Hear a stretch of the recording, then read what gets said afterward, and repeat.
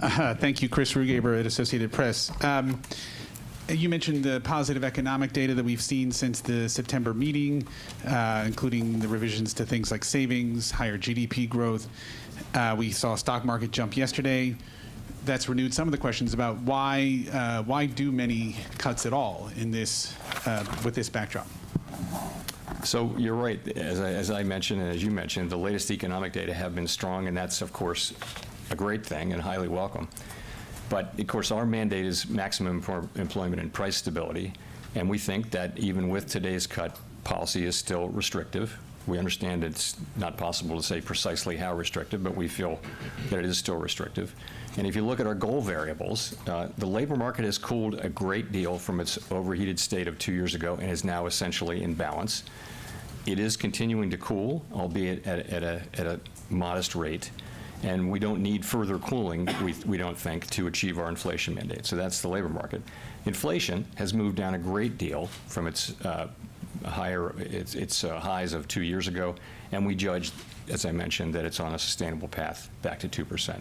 So the job's not done on inflation. But if you look at those two things, we judged in September that it was appropriate to begin to recalibrate our policy stance to reflect this progress, and today's decision is really another step in that process. Overall, as I mentioned, we believe that with an appropriate recalibration of our policy stance, we can maintain strength in the labor market even as our policy stance enables further progress toward our inflation goal.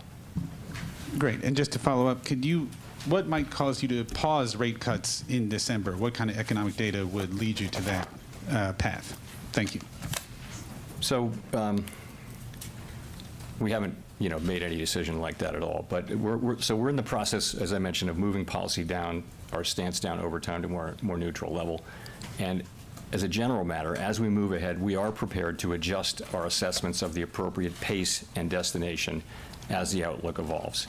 So, for example, if we were to see the labor market deteriorating, we'd be prepared to move more quickly. Alternatively, as we approach levels that are plausibly neutral, or close to neutral, it may turn out to be appropriate to slow the pace at which we're dialing back restriction. Again, haven't made any decisions about that, but that's certainly a possibility. If you can think of it as similar to what we do with asset with asset runoff, with QT. So we reach a point where we slow the pace, much like an airplane reaching the airport slows down. And so we're thinking about it that way, but it's something that we're just beginning to think about. Edward. Thanks, Chair Powell. So with the noise in the jobs reports that we've seen, and you look at the Fed's favorite inflation, PCE inflation, overall it's 2.1%, very close to the Fed's target, but core inflation is 2.7%, and it's been that way since July. So why doesn't this data give fuel to a rate pause for this meeting? Well, so I think if you look at the 3 and 6 month, you're quoting the 12-month. So we look at all of them, right? But if you look at the 3 and 6 month core PCE, you'll see they're around 2.3%. So we look at all of them, and we look at 12 as well. But what it's telling us is that we really have made significant progress, and we expect there to be bumps. For example, the last 3 months of last year, the core PCE readings were very, very low, probably unsustainably low. So that's why forecasts generally see a couple of upticks toward the end of the year. On the other hand, the January reading certainly looks like an example of residual seasonality, so that we saw last year. So when that falls out of the 12-month calculation in February, we should see a thing down. So it'll literally be a bump up and then down. We understand that. Overall, you see the progress on inflation, and you also look at the economy and you say, what is the inflation story now? Where's it coming from? So I point to a couple of things. One is the non-housing services and goods, which together make up 80% of the core PCE index, are back to the levels they were at the last time we had sustained 2% inflation, which happens to be in the early 2000s for a period of 5, 6, 7 years.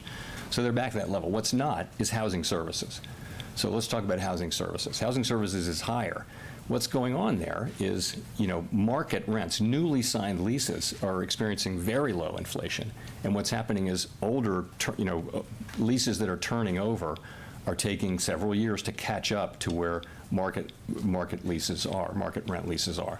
So that's just a catch-up problem. It's not really reflecting current inflationary pressures. It's reflecting past inflationary pressures. So that's one thing. The other thing is I'd say look at the labor market, not a source of inflationary pressures. Where's it coming from? It's not a very tight economy. What is the story about inflation? You see that catch-up inflation also in insurance and several other areas. So you're seeing, we're not declaring victory, obviously, but we feel like the story is very consistent with inflation continuing to come down on a bumpy path over the next couple of years and settling around 2%. That story is intact, and it won't be one or two really good data months or bad data months aren't going to really change the pattern at this point now that we're this far into the process. So you're quickly trying to get to that neutral rate that you see, or do you foresee that you have some time to get there? Nothing in the economic data suggests that the committee has any need to be in a hurry to get there. We are seeing strong economic activity. We are seeing ongoing strength in the labor market. We're watching that carefully, but we do see maintaining strength there. And so we think that the right way to find neutral, if you will, is carefully, patiently.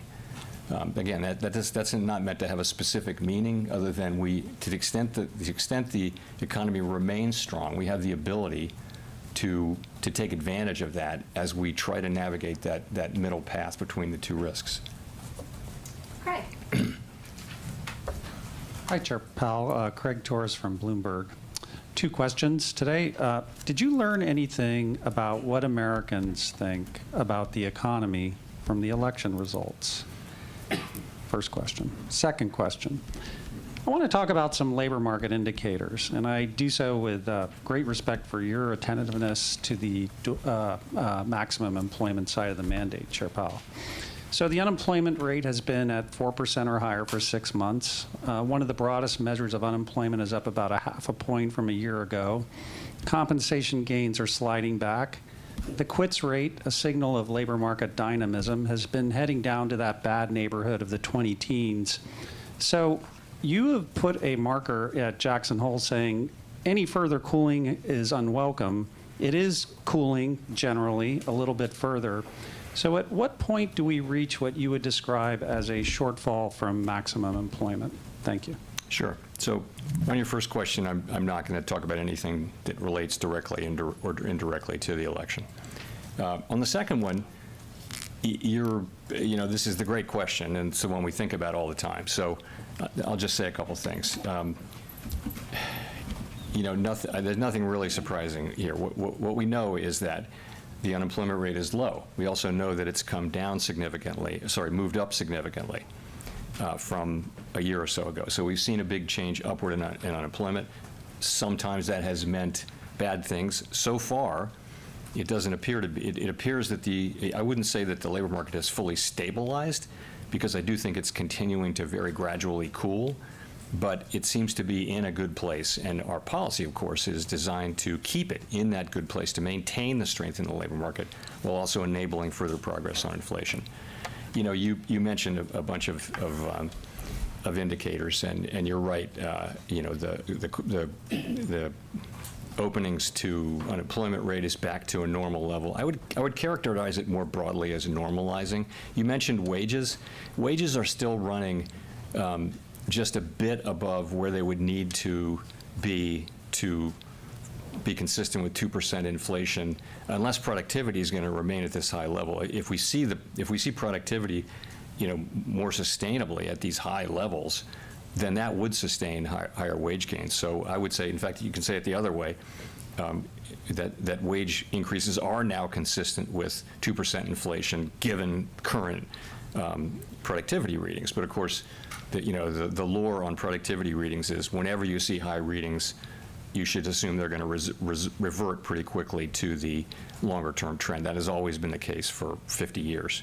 But it may be that we're now 5 years. If you look at the NIPA revisions that came out a month ago, we're 5 years into a nice set of productivity readings, which are sustained and very healthy.